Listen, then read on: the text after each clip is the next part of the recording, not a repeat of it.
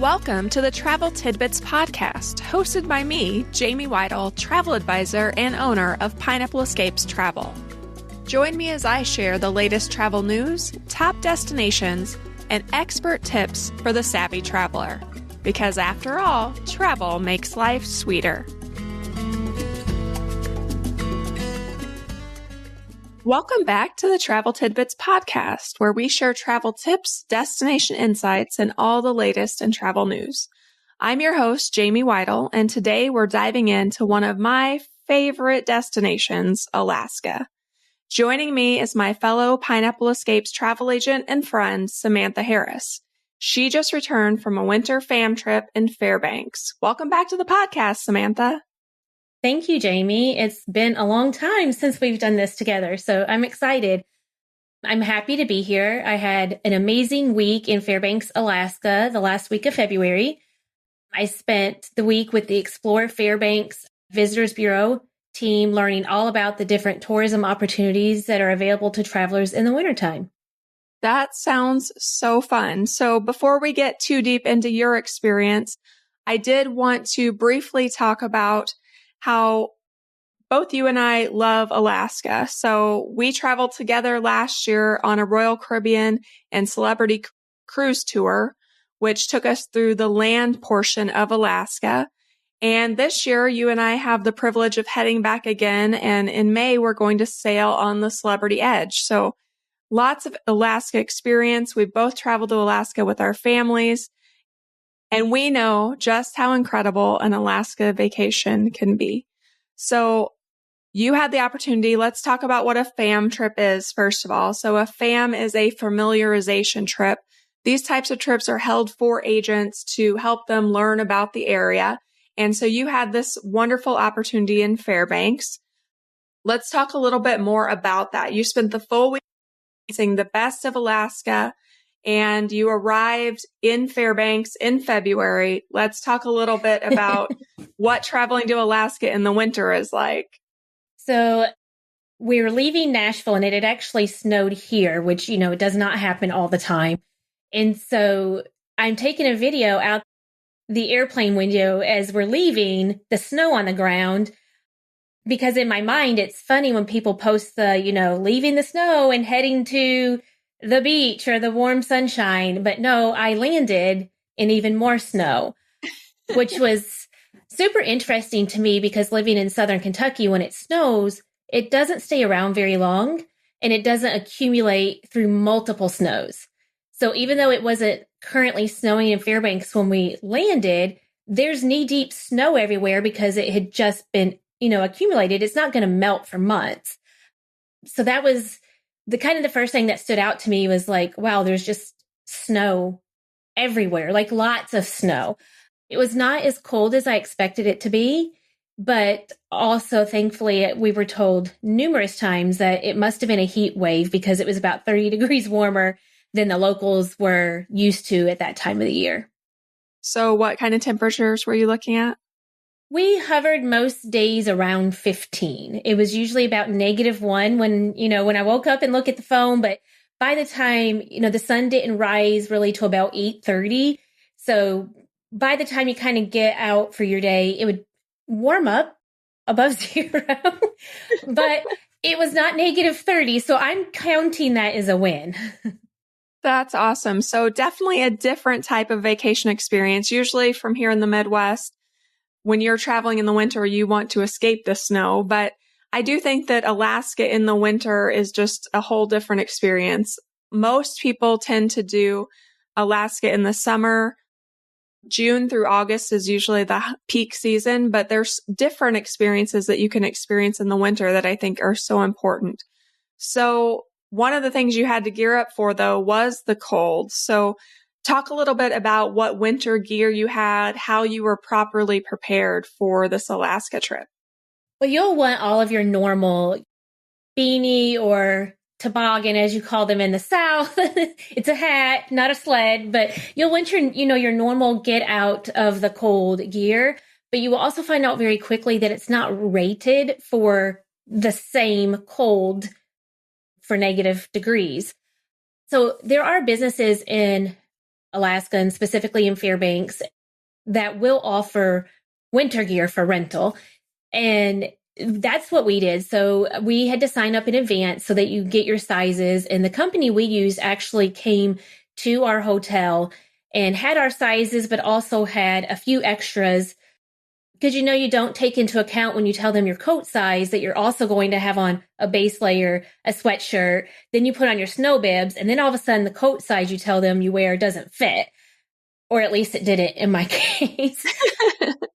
But they were very well prepared. So I had a snow jacket, snow boots, snow pants, and gloves all provided to me by this rental company. And to tell you how extreme, I guess, the gear is, as they're helping me put it all on and making sure it fits properly, I said, I feel like I weigh 20 pounds heavier. And she said 23 pounds to be exact. So it's 23 pounds of extra winter gear to keep you protected out in the cold, because you're likely going to be spending most of your day outside in this weather, experiencing all these amazing activities. And the last thing you want to do is not be able to enjoy them because you're cold. So it is very important to make sure that you have the proper layers, the proper wind gear, face gear, gloves, mittens. Side note, one of the things that I learned that maybe people outside of the South already know is you don't buy your snow boots to fit. They said to buy them a half size to a size bigger to allow air to circulate in your feet, and that keeps them warmer. So just a side tip, if you're from the South and buy your shoes to fit like I do, buy them a little bit bigger and your feet can stay warmer in the cold weather.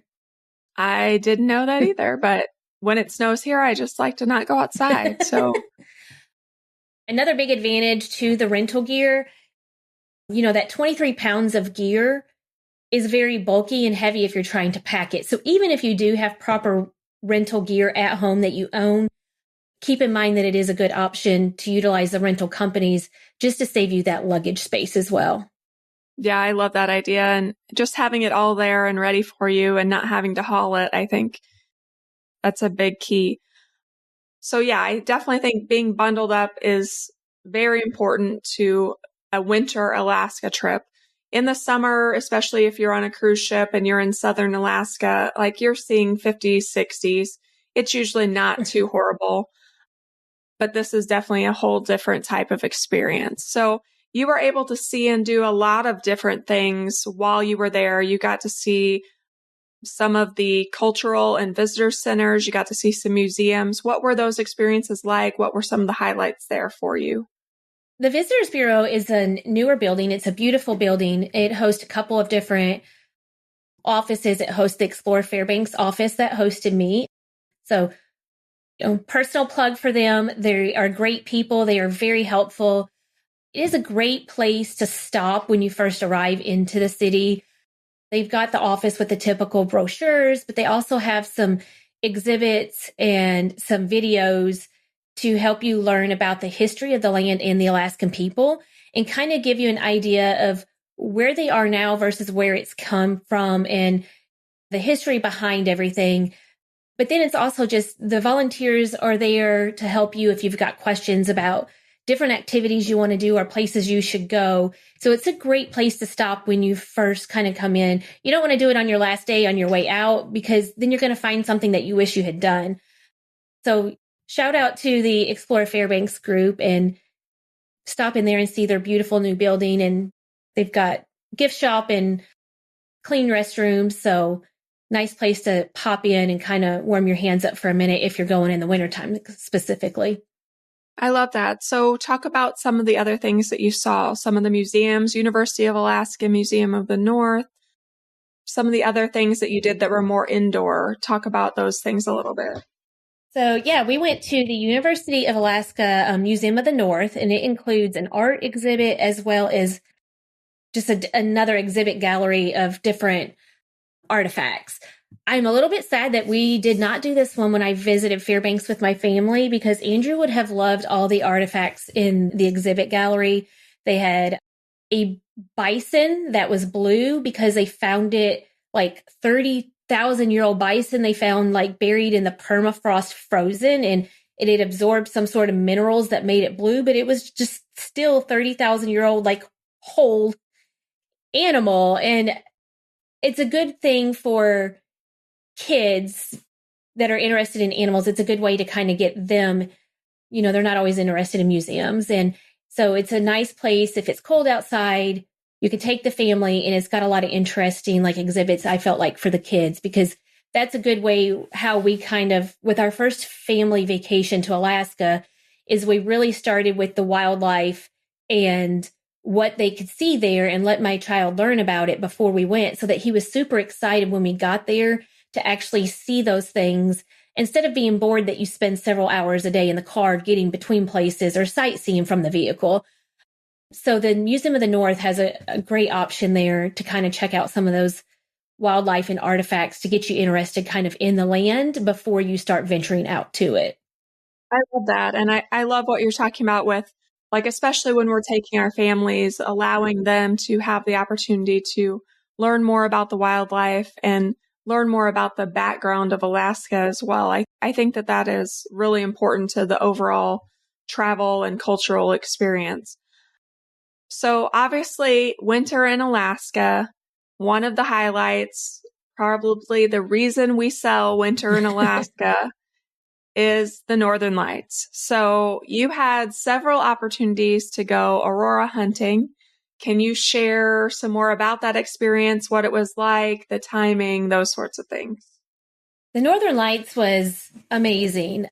You're not going to see them every night, and you do have to, most of the time, kind of make an effort. We saw them 3 nights out of our 8 nights, because you do have to get away from the city lights and the light pollution to really be able to see the full light show.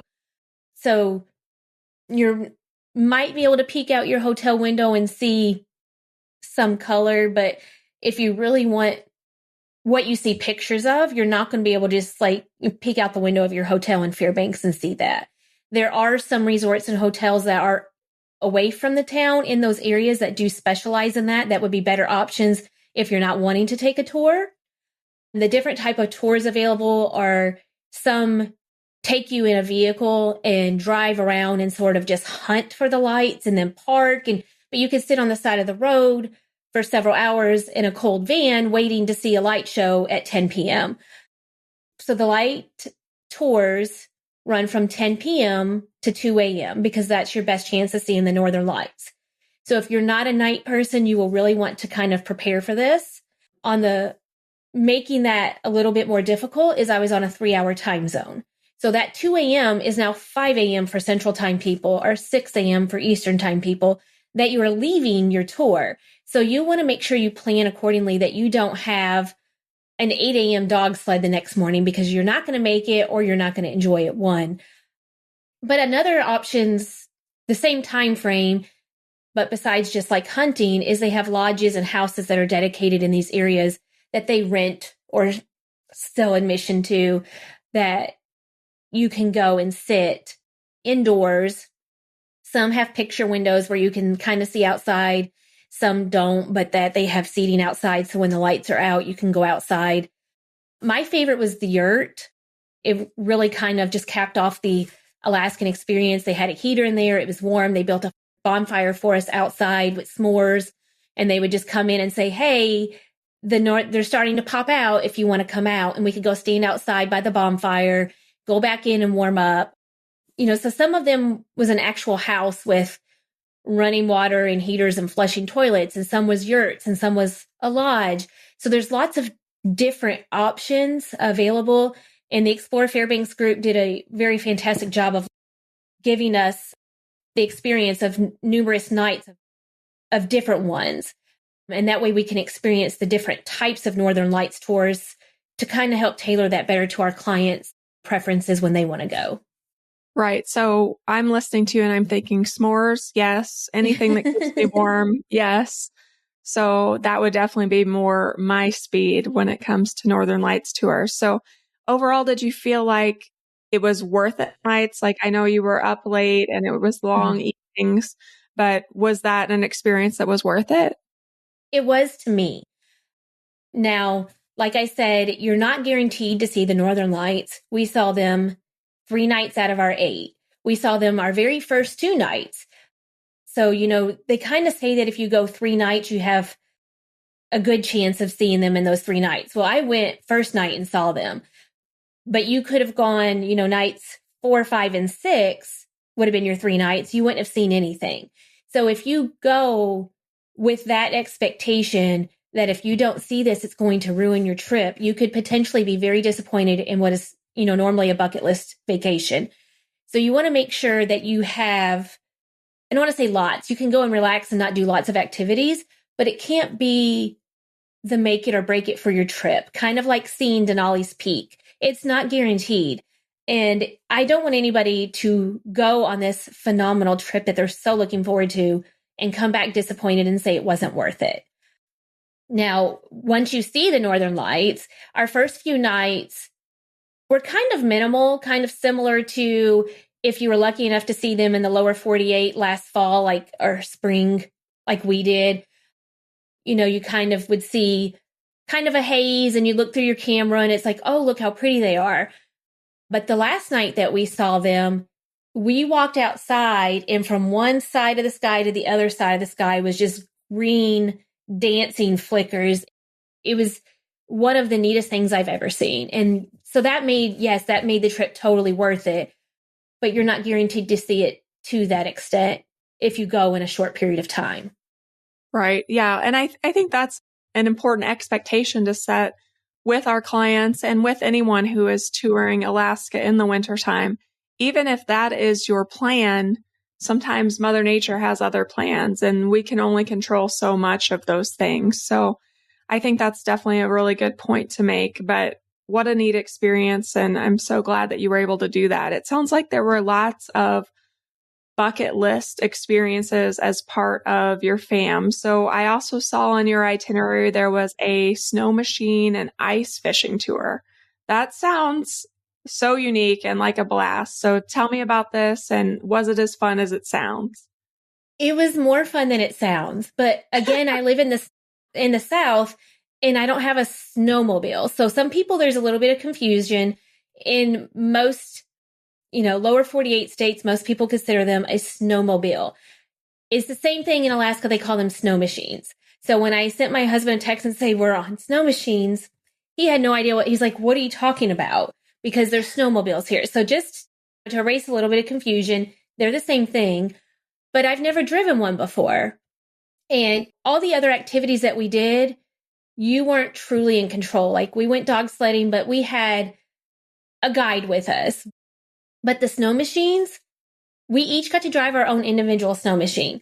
And it was just, I don't know, the thrill of that. And just, it was so much of an adventure that was actually surprisingly to me, one of my favorite things to do. And the different companies, there's several different companies, which again, they did a phenomenal job of highlighting and giving us different options. So, yes, this one was really good. And this one's not going to be as great with their amenities, but there's price differences. And that way you can tailor that to your client's preferences.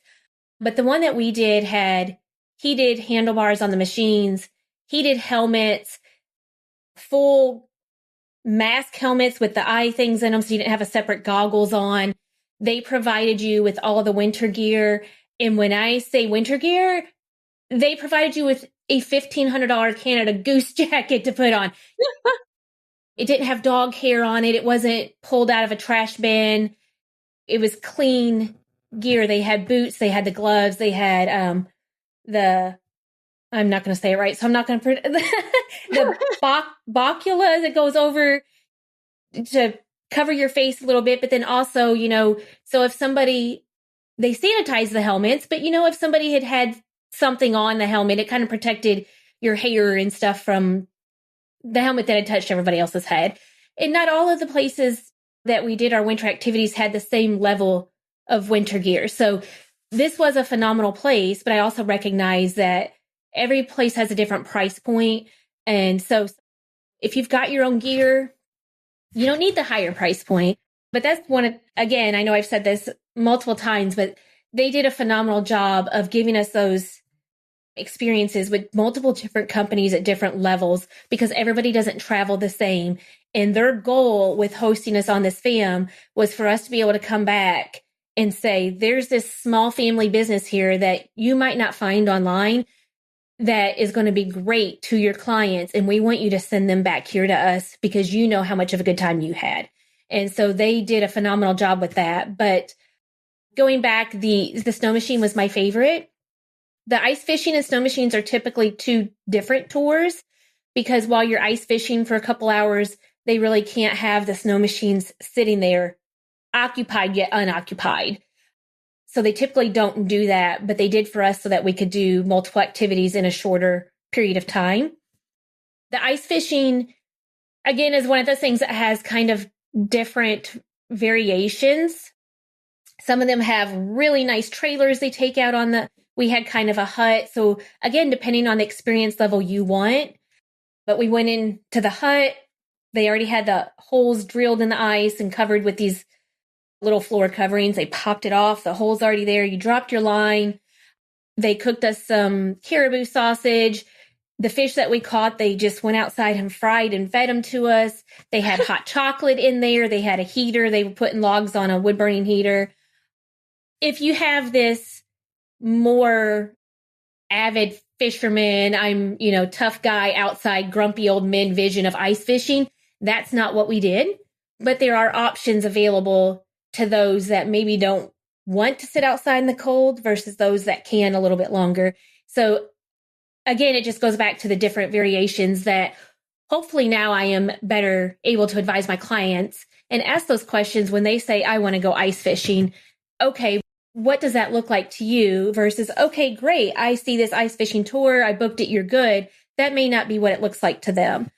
So now I know clients see us traveling and it looks fun, and it is fun. I had a great time, but I didn't go for myself just to have a great time. We invest that time and money for those reasons to be able to help them have a better trip. And that was, I feel like 100% accomplished with this fam that I took to Fairbanks.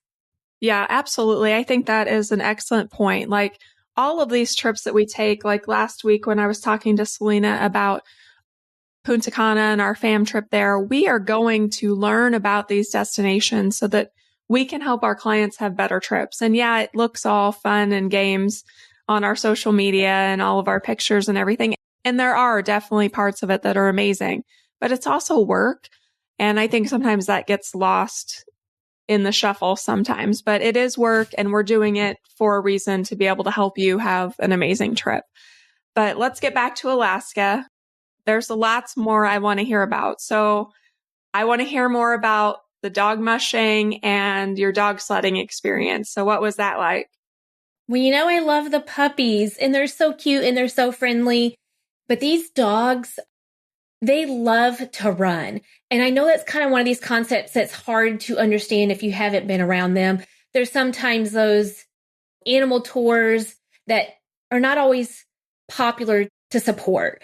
But these dogs, that's what they're built for. They are running dogs and they love it so much. And as soon as they pull these sleds out, they're barking and they're yelping and dancing and running and they're jumping like it's like pick me, pick me, pick me. They want to do this. And also I know it's hard for us to think like, gosh, they're outside in the cold weather and they live outside. We stopped halfway through our tour so that we could switch spots. So I guess to back up, I started our dog mushing tour in the sled. And then we had a musher that was really guiding it. And then the other agent that was with me, that was partnered with me on my sled, she was standing behind him. So she was the one standing up and I was sitting in the sled. So that we went for quite a while and then we stopped halfway so that her and I could switch seats or standing in position to get the full experience both ways. But when we did, first of all, the dogs didn't want to stop. But as soon as they did, they immediately, and I've got videos, it's so funny, they immediately just go and lay in the pile of snows on their backs and they're rolling around and playing in the snow. And then they immediately get up and run right back in position. And they're like, come on, let's go. And it's like, no, we're taking a break. Hold on. They go right back and play in the snow. So these dogs, they love what they do. They love the snow. They love to run. They love the people. They love all the puppy snuggles. And they're so well behaved and hyper. And I mean, it's just what they're built for. And it was just so much fun to know. But yes, it's a tour for us, but this was also a lifestyle for Alaska. And so to hear that history of this is how they brought, before some of these roads connected these remote villages to the cities in Alaska, this is how they brought the medical supplies and food supplies to these communities, because there weren't roads. And if they were roads, you can't drive in all these conditions because they don't maintain them.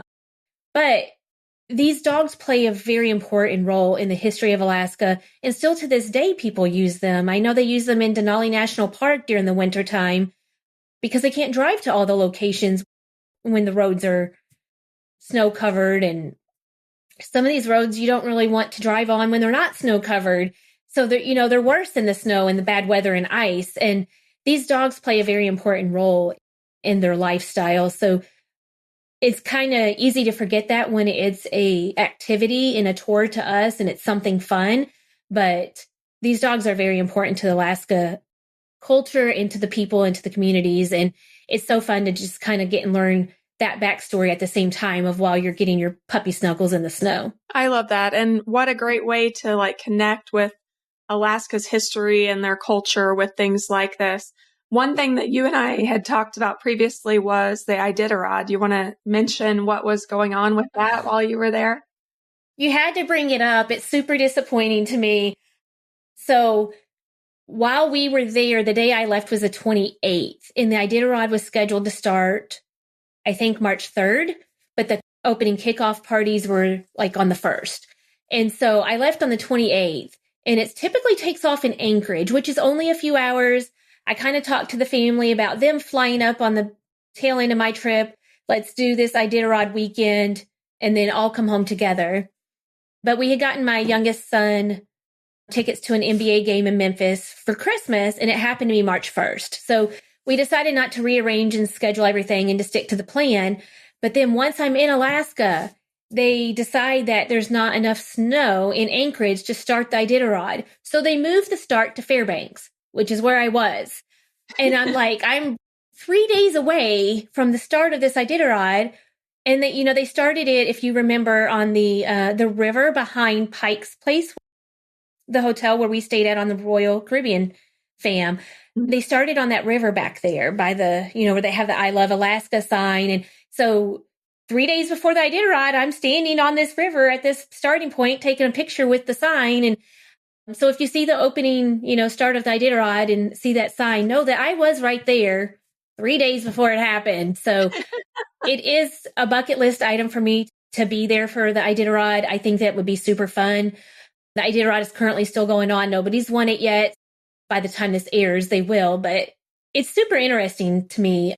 One of the little kickoff, side note, is one of the little kickoff events they do for the kickoff weekend before the race officially starts is they host kind of, a fair type thing. There's lots of little activities that surround it. They have outhouse races. And it's comical. It's so funny that the extent that the Alaska culture and traditions have carried over still today. But these outhouse races, they just build these, I don't think they're truly outhouses. They are constructed like outhouses. I don't think they, actually have toilets in them. But, they have these, and they're on skis and they're pulled. And that's just one of the things that my boys watch videos of and think is hilarious. So they want to go to Alaska to watch the outhouse races. But it goes back to the animal thing and the pet thing that we have already discussed.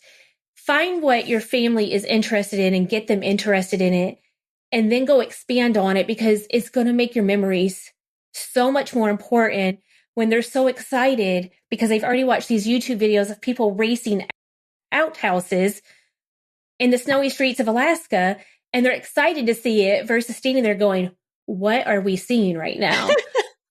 So yeah, maybe next year I will make it back to make it to the Iditarod at some point, but it's super disappointing that I didn't get to see, but I wouldn't have wanted to watch that part, honestly, without my kids, because that is something that they have expressed a lot of interest in. So it worked out. But again, I guess just a note to be flexible with your planning. everybody that had planned to be in Anchorage for the Iditarod now had to pivot their plans, either change flights to Fairbanks or change, transportation modes and change hotels. So they were left really scrambling.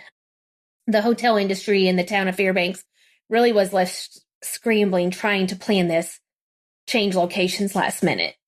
Yeah. And I think that's a good point about travel in general is you always have to be flexible. You always have to be willing to pivot. There's always a plan A, B, C, all the way to Z. And that's one thing that we can definitely help you with is when things go sideways. That's what we're here. We're here to help. One other big adventure that you had that I want to talk about the hot springs. Tell me a little bit about your experience there, what it was like. Was it relaxing? Was it beautiful? Was it crazy? Tell me about it. So Chena Hot Springs is kind of a resort section. It is, don't quote me, an hour and a half outside of Fairbanks.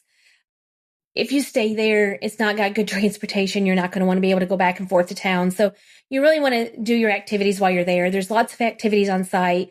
So there's the hotel, but you don't have to stay at the hotel to go there. They have activities there too, such as the snow machines and stuff. So they did give us a short snow machine tour while we were there. We got to ride them a second time. They said, if anybody's feeling adventurous, we have time for some snow machines. And I'm like, I feel really adventurous right now because I was so much fun that I had already done it. I'm like, yes, let me do it again. So we did that. They have a restaurant there. There's lots of things to keep you busy, but you can go even if you're not staying there. And the biggest draw is their hot springs. I have personally never been to a hot springs. This water was 100 degrees, like a hot tub, and you walk outside in your bathing suit in 0-degree weather, and it's freezing, and the ground is freezing. But then you just like slowly sink into this steamy water. It was a really nice way to end the week. We'd spent 7 days outside in the cold, sore muscles. I don't use my upper body muscles every day, and I'm holding on to the dog sleds and holding on to the snow machines, and you're not getting as much sleep because, remember those 2 a.m. tours? So you're tired, you're cold, you're sore, you're starting to wear down. So the hot springs was a very nice way to end that last end of the week. Spend an hour in there in the hot water, relaxing. There's all kinds of scenarios and stories about the minerals and stuff that's healing. I can't say that I felt magical when I left there, except for I did feel relaxed. And I did feel like, side note, I felt like I could breathe for the first time in a week because I live in a very humid environment and Alaska's not humid. So after a week, it was like my body was craving some moisture. It was craving some humidity, dry skin, dry everything, dry throat, coughing, even just kind of losing your voice because you didn't have any, water in the air. It didn't affect everybody that way because there was people, we were all 6 of us from different states. So it was kind of nice for me. It was like we left there and they're like, well, you sound like, did it heal you? And I'm like, I told you I just needed some steam and some humidity. But it was really nice, relaxing to sit there for an hour. And then we changed clothes and ate dinner at the restaurant there. It was good food, nice time. Like I said, it is away from town, so it might not be something you want to do for a long visit, or if you don't like to be tied to one area. So definitely something to chat with is, and make sure that experience is right for you, but it's definitely a very neat place to visit. I love that. Definitely on my list whenever I make my winter visit coming up. Hopefully soon, hopefully in the next couple of years, I'll get there during the winter. Seems like I'm there every summer and then get distracted in the winter. But yeah. So every week we usually do a travel favorite of the week. And it sounds like you could have used a travel humidifier. I'm just saying. But since we're talking about winter travel, I'd love for you to recommend something that you liked for staying warm or comfortable, something that's great for cold weather trips, something that we don't talk about a ton.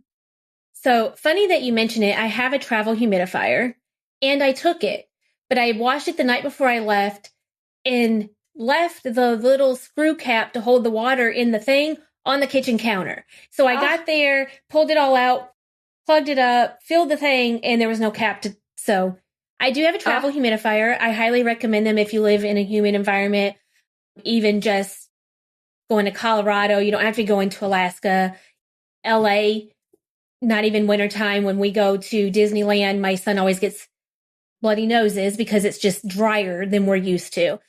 So I do recommend that. As far as warm weather, I found these fantastic hand warmers that are rechargeable. And they're about the size of a computer mouse. So if you have tight gloves, or they won't work in a mitten, but if you have fingers in it, you're not likely going to be able to stick them in your glove. But they're rechargeable. They heat up in like 30 seconds.